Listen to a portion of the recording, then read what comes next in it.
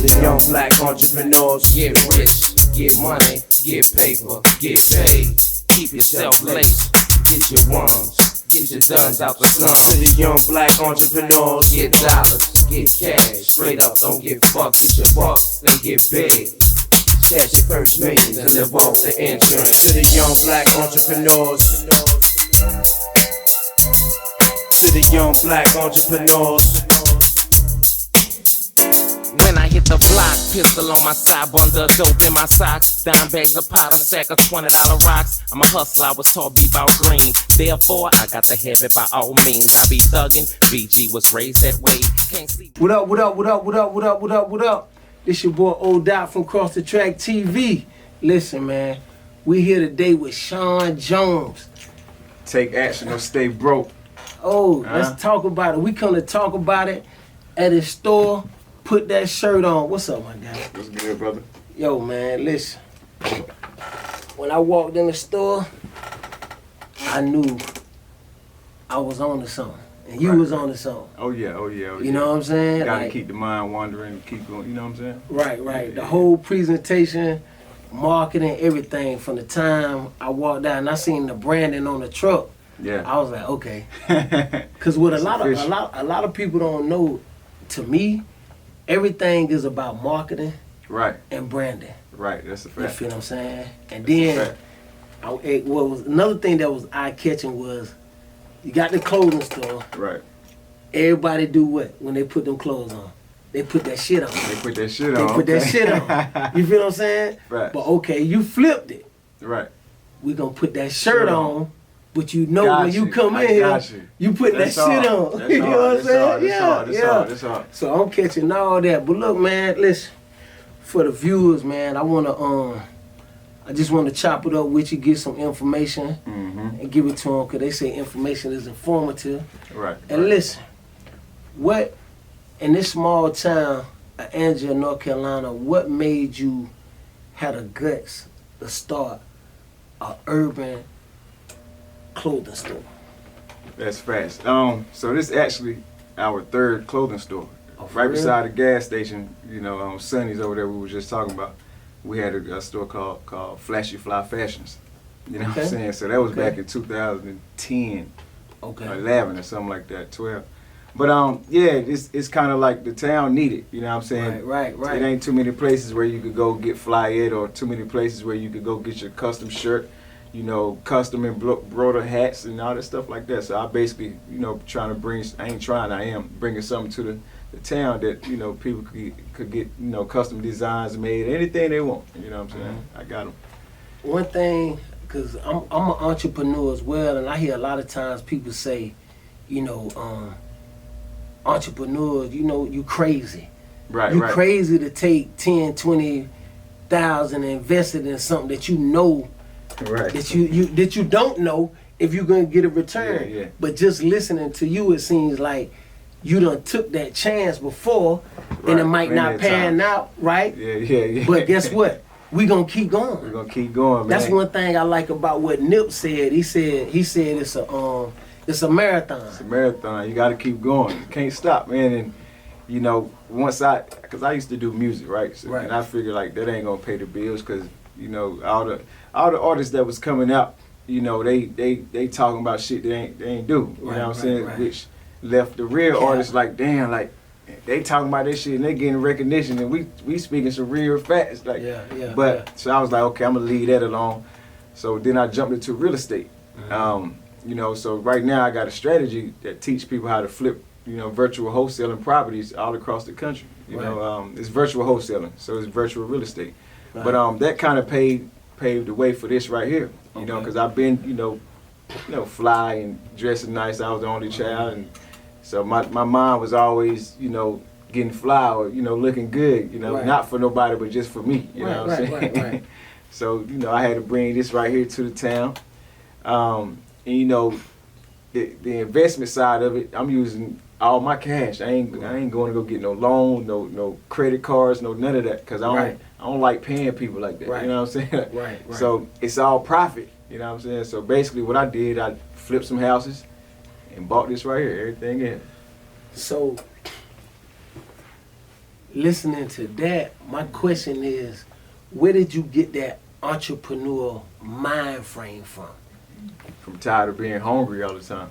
You know what I'm saying? Growing up how I grew up in the 90s, and I grew up, I was born in 87, so I grew up in the 90s, right? So, you know, we ain't very much had too much of nothing. You know what I'm saying? Hungry, starving.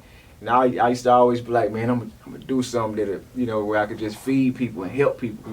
So once I started reading books, like on how to become rich, or, you know, how to do this and that, far as, you know, being an entrepreneur, like Rich Dad, Poor Dad, also Think and Grow Rich. Right. Once I started reading those type of books, it actually told me, without even reading the whole thing, it told me like what it was. Create a product that people want, and they gonna buy into that product. You know what I'm saying? So me, I'm an entrepreneur to the heart. I don't go get no loans. I play with my own money. Right, you know what I'm saying? So, you know, it's just like you gotta bring something to people that you know they need, but you know, you gotta put your bargain price on it. You know what I'm saying? Don't try to bust them in the head, but you know, cause they actually want it. They gonna buy it anyway, but you know, you just gotta, you know, slowly but surely reel them in and up them prices as you go. I call it the Walmart way, man.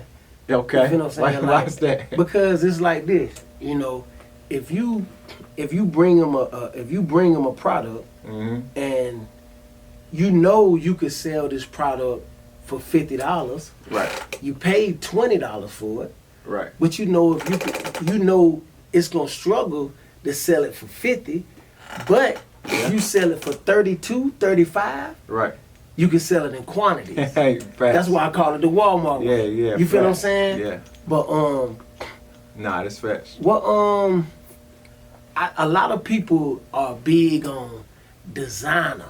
Right. What makes you not go the designer route? Right. And just print your own clothes and go the urban route. Right. So basically, with that was, you know, I was basically like, because like I said, then again, we grew up less fortunate. Right. So we was always printing shit on our clothes anyway. Right. You know, all that type of stuff. So I created this store, man, just so people could have somewhere fly to shop at, and still you can stand beside the Gucci's and the Louis, you know, because these brands are up and coming brands. Right. You know what I'm saying? People tired of wearing the same brand all the time. You know, they want some good quality, embroidered shirts, you know, great quality.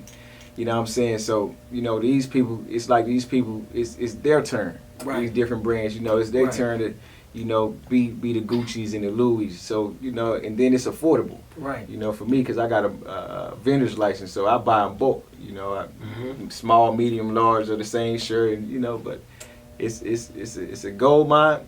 But at the same time, you got to be dedicated, because you're gonna lose money like hell. You're gonna spend money like hell, but you're gonna make money like crazy too. Okay. What you think when you walk in Crabtree Mall and you got the J.C. Penney's, the Macy's, and all that? What differentiates that shirt on? I like that. Me personally, I always. Like as I was growing up, I always been a guy that, you know, walk inside clothing stores or walk inside a club or anywhere I'm at, be like, I'm gonna own some shit like this one day. Like I don't even be thinking about, I'm about to go, even though I might just buy the bars, whatever. Right. You know, I don't be like, damn, I'm just having. Nah, I be scheming. I'm like, okay, all these people paid this amount of money at the door. You know what I'm saying? That money could be profit going in my pocket. You know, then I got the bar, you know, I paid cash, you know what I'm saying? So I'm thinking like, damn, okay, I could start some shit. So that goes into with the clothes, put a shirt on. I walk inside these different malls with J.C. Penney's, Macy's, you know, all that type stuff like that. And what I think is, I'd be like, okay, my store gonna be the same way. You know what I'm saying? So once I got that vendor's license, I could basically turn my shit into a whole retail store. I just need the bigger building. It's gonna make his own money back. It's gonna bring in profit. Just like that. But you know, those type of stores is, and then again, they don't have everything that our culture want. Right. You know, our culture like looking good and stepping out, and we like putting that shit on. You know what I'm saying? Yeah. So you know, they have shit for the other culture. Right. And then we got to nitpick through that shit. So me personally, I create different, you know, shirts, hoodies for people. You know, they might come up with an idea like, Shawn, put this on my shirt, man, or can you put my family member up there or whatever. I dress it up and it'll be hard. You know, it'll be their very own piece. You know? So let me ask you this, right? How big was what type of did you seek out like any education, or it's just off all the hustle and information intake? Yeah, all hustle, information intake, and just like I said, tired of being hungry, right, tired of struggling. Right. But you know, growing up as the only child, man, I seen my mama hustle 24/7. Right. And she always instilled in me to this day. You know, like, she used to be like, "You gonna go get a job?" You know, because I had dropped out of school. Right. Still ain't got no diploma, no GED, no none of that shit. Right. But I'm an entrepreneur. Good. Yeah. You know, and we get to it. But yeah, like it's just like crazy, like, you know, seeing your mom struggle and, you know, things like that, and I'm like, man, I gotta do something, because it was like that was my only hope, my only, you know, my mom, like I'm her only child, so she from Jersey, so, you know, I remember my mom walking, carrying me on her back, like ain't had no car, none of that shit. So I was like, man, what, man? So as I got older, I was like, man, listen, I always had hustle. Right. I used to ride my bike from middle school to the barbershops and sweep their floors, you know, because at the time it was around 3 o'clock, so I know, you know, the barbershop open like at 9, so it's hair all over the floors.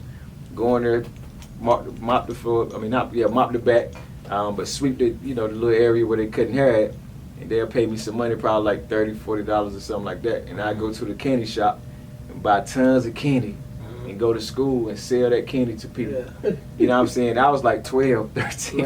Right. But yeah. So that hustle always been there. Yeah, facts. Yo, what another thing too, man, I'll be honest with you. Walking in your store, man, I was impressed. Yeah. I was impressed. I definitely was. Not even just walking in the store, when I pulled in the parking lot. Yeah. When I saw the truck, first thing be honest with you, first thing I'm like, yo, that's a Mexican. Yeah, when I saw the truck, I was like, yo. Yeah, it looked like. But then when I seen I seen the sign on the store. Then I looked and seen put that shirt on the truck. I was like, oh yeah. I was like, yeah, these folks know something. You know what I'm saying? Then when I walked in, I ain't even gonna lie to you. You know, the mall I go to is around my way, Cross Creek Mall, DTLR and all that. Yeah. When I came in here, it gave me that feel. Okay. You feel what I'm saying? I appreciate that. It gave me that feel. The first thing I started thinking, I'm like, yo, how can we get more people like in this area? Cause like this is something. And I got some more exclusive stuff coming in, man. It's just like, you know, I don't want to pile too much in here, you know, but this gonna be on my print on demand store. Like, you know, people come in and order 100 shirts, 50 shirts, but I'm gonna take all this stuff out right along with more stuff and have a whole nother retail store. You know, whenever I find a building that's open around here, I'm gonna turn the thing into a retail store, man. They have all the shit in there, everything you need. This one question I always want to make sure that everything I do, I try to like get a young boys a message. Right. What can you tell the young boy out there that feel that his only way of getting some money is trapping or robbing? What would you say to that young boy that's listening to you? Yeah. They got that ambition, same story. What would you tell them? I mean, that's how I grew up. You know what I'm saying? I'm from Kinston, North Carolina, so that's how I grew up basically. But yeah, man, just, you know, cause at that point, you know, when you got to go grab a pistol or some yay or some soft or some Mary Jane, whatever you want to grab to go make a profit, you could be actually grabbing a book and learn something real fast, or go on YouTube and learn whatever you want to do. And just once you learn it and reverse engineer it, break it down and put it back together, now you got it on your mind, like it's never going nowhere, then you're going to go be a millionaire.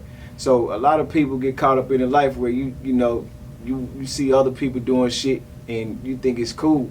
Like these rappers that be in the studio be saying different shit, but they don't really be out there in that field doing that for real. It was a few, but them few rappers, they ain't here no more. You know what I'm saying? So, you know, you don't want to be caught up in the life of what they living. You want to make your people proud, man. You want your people to walk in your house and your people like, damn, boy, I knew you had it in you. You know what I'm saying? You don't want your people to be like, what you done did? Man, why you bringing that? He like, you don't want that shit, man, because now it's you creating the whole world of trouble for yourself, and them laws ain't gonna play with you. You know what I'm saying? They gonna lock your ass up and throw away the key, and Big Ray gonna be in the prison cell waiting on your ass, like, because you so frail and so little, they gonna hold your ass down. I'm telling you, I did 2 years in prison. You know what I'm saying? But it wasn't none of that type of party. You know what I'm saying? But you don't want to go that way. You don't want to go that way. Yeah, it's there. And y'all act like y'all look, y'all know what y'all doing. So man, as a young man growing up, be successful, man. You ain't got to go work no 9 to 5. You ain't got to go punch nobody clock. Go on YouTube, learn something real quick, and boy, I swear to God, about a week or two, you gonna elevate. On my mama, for real. The question everybody always want to make sure I ask, bro. Sitting here right now in your store, to me that I know you don't put at least 50 to 60. Gotta be in there. Shit. Have you touched an M yet? I say all the money with flipping houses and this profit and paying rent and all this. Like, I've been here 3 years. I rented $1,100 a month. You know what I'm saying? And we close. Yeah. So and then I got other expenses. Yeah, man. Yeah. If my students touching over $300,000 flipping houses with my strategies, then the boss man definitely done, you know. So you see what I'm saying? Bro came from the struggle, came from the same thing that you have. Facts. Got the real estate business. You look around at his store. From a 1 to 10, shit is 11. Okay. You know what I'm saying? I accept that, brother. Official. This is my first time meeting this brother. Very first time. Listen, first time meeting this brother. I promise you, feel like I've been knowing him for 100 years. Brother vibe good. You know what I'm saying? Listen, welcome him in the spot. Come through. If you in Angel, Spring Lake, Lilliton, Dunn, anywhere, this the place to be. You ain't gotta go to Raleigh. Right. Yo, bro gonna show love. Come through. Put that shirt on, man. Listen, thank you for your time, bro. Thank you, brother. For real, bro. You know what I'm saying? Like, first time meeting this guy, I'm talking about, I ain't know him from Adam and Eve, man. That's fact. Great guy. I'm talking about for real. That's fact. Straight up. y'all he ain't had to do this for the Don, man, but he did it, man. So shout out to y'all. Y'all stay true. Be yourselves. Don't be nobody else, man. That's all you got to do. That's what we doing, man. Listen, y'all stay tuned. We gonna try to get back with him on that real estate. Pay attention to what he said. Facts. That real estate, all his socials and all that. If you want to take that real estate, virtual real estate class, we gonna have that up under the comments and all that. Yeah. Listen, man. Listen, we ain't even calling them Jones no more. This Shawn Don, man. This is what we doing. K-Town stand up, man. This is what we doing, man. Salute.